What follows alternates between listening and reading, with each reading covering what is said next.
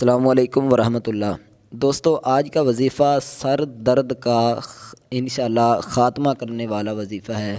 اگر آپ کے یا آپ کے گھر والوں کے یا کسی کے بھی یا آپ کے بچوں میں سے کسی کے سر کو درد رہتا ہے تو انشاءاللہ اس وظیفے کی برکت سے اللہ تعالیٰ کے فضل و کرم سے قرآن پاک کی یہ سورہ مبارکہ ہے، اس سورت سے انشاءاللہ آپ کا بچہ یا آپ پر ہے یا آپ کے گھر کے میں کوئی بھی اگر اس مرض میں سر درد کے مرض میں مبتلا ہے تو انشاءاللہ اس کا سر درد بالکل جو ہے وہ غائب ہو جائے گا۔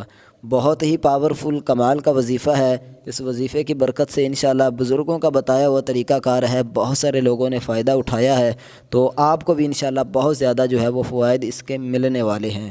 تو چلیے چلتے ہیں، وظیفہ سنتے ہیں کہ کس طرح ہم اپنے سر کے جو درد ہے اس کا بالکل خاتمہ کر سکتے ہیں۔ لیکن اس سے پہلے اپنے بہن بھائیوں سے ایک چھوٹی سی گزارش ہے کہ اگر آپ نے ابھی تک ہمارے چینل کو سبسکرائب نہیں کیا تو چینل سبسکرائب کر لیں، اس سے ہماری حوصلہ افزائی ہو جاتی ہے۔ اور میں دعا کرتا ہوں اپنے تمام بہن بھائیوں کے لیے، اللہ تعالیٰ میرے تمام بہن بھائیوں کو ہمیشہ خوش رکھے، اللہ تعالیٰ ہماری تمام پریشانیاں دور فرمائے اور جو ہماری جائز نیک تمنائیں ہیں اللہ تعالیٰ پوری فرمائے۔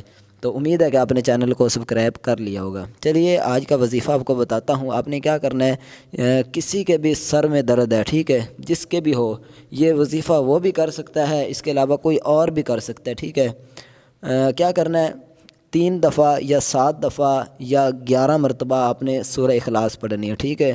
3 دفعہ پڑھ لو گے یہ بھی بہتر ہے، اگر آپ 7 دفعہ پڑھو گے تو پاور اور طاقت زیادہ بڑھ جائے گی، ٹھیک ہے۔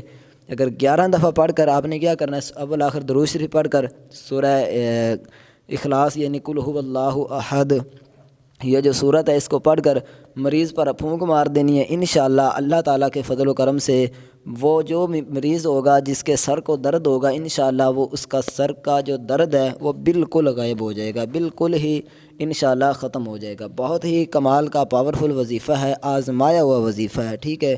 بزرگوں نے یہ وظیفہ بتایا ہے تو اس پر آپ ضرور عمل کریں، انشاءاللہ آپ کو بہت زیادہ جو ہے وہ فائدہ ہونے والا ہے۔ ساتھ ساتھ آپ کو بتاتا چلوں کہ نماز کی پابندی ضروری ہے، نماز بھی آپ نے پڑھنی ہے، یہ نہیں کہ وظائف کر لیں اور اس کے بعد کہیں کہ بس اب نماز تو ہم نے چھوڑ دینی ہے، نماز نہیں پڑھنی۔ وظائف جتنے بھی ہیں ان کی پاور بہت زیادہ ہے، لیکن نماز سب سے بڑا وظیفہ ہے، برکت کے لیے، رزق کے لیے، کاروبار کے لیے، سب چیزوں کے لیے۔ تو امید ہے کہ آپ کو ویڈیو پسند آئی ہوگی، ملتے ہیں انشاءاللہ نیکسٹ اسی طرح کی ویڈیو لے کر، تب تک کے لیے دیجیے اجازت۔ السلام علیکم ورحمۃ اللہ۔